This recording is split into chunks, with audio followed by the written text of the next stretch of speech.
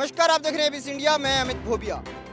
आपको मैं कुछ दिनों से एक आंदोलन दिखा रहा हूं जो एक नहर के किनारे हो रहा है, लेकिन उस आंदोलन में एक खासियत है। वो आंदोलन इसलिए किया जा रहा है क्योंकि किसानों को पीटा गया और सब मुद्दे तो हैं, लेकिन मेन मुद्दा उसका ये है कि जो ये नहर आपको मेरे पीछे दिखाई दे रही है, इस नहर ने एक गाँव को, अबूशहर नाम के इस गाँव को पूरा घेर रखा है। और इसके साइड से, एक साइड से जहाँ से जगह बचती है, वहाँ पर एक 6 लाइन हाईवे निकाला जा रहा है जिसका मुआवजा सरकार बहुत कम दे रही है। एक तो किसानों को मुआवजा चाहिए, दूसरा वो सवाल उन अधिकारियों को उठा रहे हैं जो अधिकारी यहाँ से वो नहर के साइड से एक सड़क निकाल रहे हैं, क्योंकि इनका मानना है कि अगर खुदा न खास्ता ये नहर टूट जाती है तो ये गांव पूरा डूब जाएगा, क्योंकि ये पहले भी कई बार बीच में से लीक हुई है, थोड़ा बहुत टूटने का खतरा बढ़ा है। दिन में किसान लोग इसको अपनी मेहनत से पूरा गांव इकट्ठा होकर उसको बांध लेता है नहर को, लेकिन अचानक अगर रात को कभी टूट गया नहर तो ये पीछे जो मेरे सामने एक गांव है, ये गांव पूरा का पूरा डूब जाएगा, अबूशहर गांव, क्योंकि ये नहर इसके 3 हिस्सों को कवर करती है और चौथा हिस्सा जो है वो एक रोड जो सरकार निकालने जा रही है वो रोड कवर कर देगी। तो बाकी की अच्छे से इसकी समझ जो है वो यहाँ के स्थानीय लोगों को है, मैं उनसे जानता हूँ।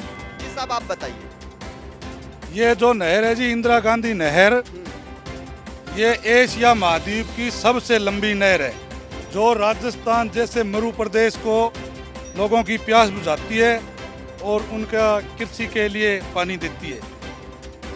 ये जो अबूशहर गांव का भौगोलिक क्षेत्र है जी, शायद ही हिंदुस्तान में इस तरीके का कोई भौगोलिक क्षेत्र हो। एक तो ये एशिया महाद्वीप की सबसे जो लंबी नहर है, एक तरफ तो ये जा रही है जी इसके, दूसरी तरफ इसके जो सरंद फीडर हरी के पत्तन से दोनों नहरें हैं, इंदिरा गांधी नहर और सरंद फीडर इकट्ठी आती है जी अबूशहर के पास। एक तरफ ये हो गई, दूसरी तरफ अबूशहर के वो सरंद फीडर हो गई। और विडंबना देखिए आप, तीसरी तरफ जो भाखड़ा डैम है उसकी नहर होगी। जो ये गांव है ये इतना गहराई में है भी, अगर भगवान ना करे इन तीनों नहरों ने इसको घेर रखा है चारों तरफ से। अगर एक जगह नहर टूट जाए तो गांव को डूबने में 20 मिनट भी नहीं लगेंगे, गांव का आदमी भागकर बाहर नहीं निकल सकता। इस परिस्थिति में पहले भी लोग खतरे में थे। वो कौन से ऐसे अधिकारी है जिन्होंने इस चीज को नजरअंदाज करके, जितना ये टापू था उसके बीचों बीच एक NH 754 रोड निकाल रही है। अगर वो रोड निकल जाती है तो एक बांध और बन जाएगा। मेरा कहने का मतलब है कि जो पहले 100 एकड़ में डूबने का खतरा था उसको 50-50 कर देंगे। मतलब गांव जो है पूरा घिर जाएगा, पूरा घिर जाएगा, उनके पास कोई सोर्स नहीं बचेगा। और इस स्थिति के अंदर यहाँ कोई हाईवे निकाल ही नहीं सकता। किसने सर्वे किया, किसने नहीं किया? इतनी उपजाऊ भूमि है जी ये, फिर इनका मार्केट रेट नहीं दे रहे। दूसरा, जो ये अबूशहर का क्षेत्र है ये सेंचुरी एरिया में आता है, और सेंचुरी एरिया जो होता है ना, वहाँ पर कोई, हमारे सेंचुरी एरिया हुआ था तो जो लकड़ी के आरे थे उस पर भी सरकार ने ताला लगा दिया था। 10 साल से सुप्रीम कोर्ट में जाके ताले खुले थे। अब यहाँ पे हजारों एकड़ भूमि को खराब किया जाएगा, पत्थर लगाया जाएगा, वन काटा जाएगा। सेंचुरी में वन नहीं काटा जाता। और तीसरा ये भी, ये जो अबूशहर का 16 गांव का क्षेत्र है ये वन्य प्राणी जीव विहार में भी आता है। इसकी जो परिस्थितियां हैं, यहाँ हाईवे निकल नहीं सकता। पता नहीं सरकार को क्या हो गया, कौन इसकी जिम्मेदारी कौन लेता है? इस गांव की भी मैं जिम्मेदारी लेता हूँ, इस गांव को कुछ नहीं होगा। बताइए, ये सरकार की कौन सा अधिकारी और कौन सी सत्ता इस बात की जिम्मेदारी लेती है कि अगर इस गांव में कोई टूट फूट होती है, इस नहर की टूट फूट होती है तो ये गांव डूबेगा नहीं? और भी लोग यहाँ पर हैं। सर, आप बताइए।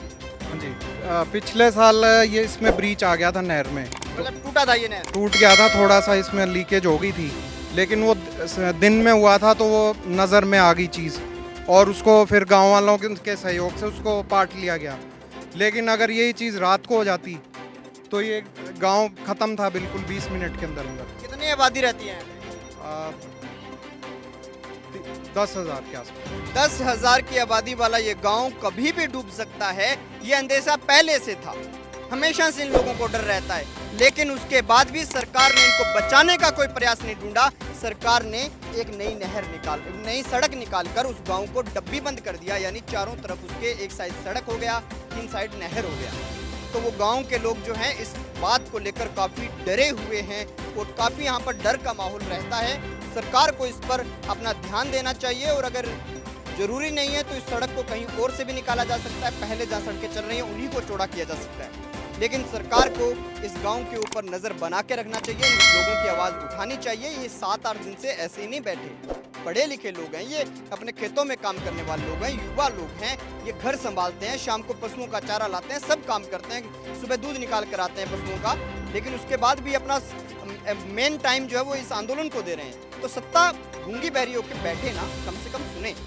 तो दोस्तों, हम हैं आपकी आवाज़, एबीसी इंडिया हमेशा निष्पक्ष भाव से आपकी आवाज़ उठाता रहेगा। मुझे कभी डर नहीं रहता कि मेरे माइक पर कौन आदमी क्या बात बोल रहा है, क्योंकि जो सरकार के खिलाफ है चाहे सरकार के साथ है, जो आम व्यक्ति की आवाज़ है, हमें वही आवाज़ सब लोगों के सामने पहुंचानी चाहिए, क्योंकि जब तक मीडिया सत्य के आधार पर चलेगा सरकार के पास सही रिपोर्ट जाएगी। देखते रहिए एबीसी इंडिया, आपकी आवाज़, आपका विश्वास।